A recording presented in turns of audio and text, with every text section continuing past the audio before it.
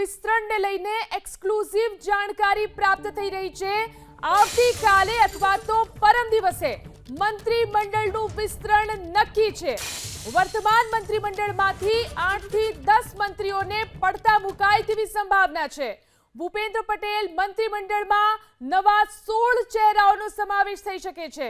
અરુણકભાઈ, ફરી એકવાર જ્યારે મંત્રીમંડળના વિસ્તરણની ચર્ચાઓ થઈ રહી છે, ક્યારે થશે મંત્રીમંડળનું વિસ્તરણ, કોનો સમાવેશ કરવામાં આવશે, કોને પડતા મુકાય તેવી શક્યતા? આવતીકાલે અથવા પરમ દિવસે 16 ધારાસભ્યો મંત્રીમંડળના શપથ લેશે અને મંત્રીમંડળના જે શપથ લેશે એના નામ જણાવી દઉં આપને તો અર્જુનભાઈ મોઢવાડિયાનું નામ નિશ્ચિત છે। સંજય કોરડિયા જૂનાગઢના ધારાસભ્ય આપણે જાણીએ છીએ, જૂનાગઢ બીજેપીના પૂર્વ પ્રમુખ છે। રીવાબા જાડેજા એમનો પણ સમાવેશ થશે, એની સાથે અન્ય ચહેરા પણ હશે, પણ અન્ય કોંગ્રેસમાંથી આવેલા હાર્દિક પટેલ અથવા કોઈ બીજા હોય એવી શક્યતા નથી।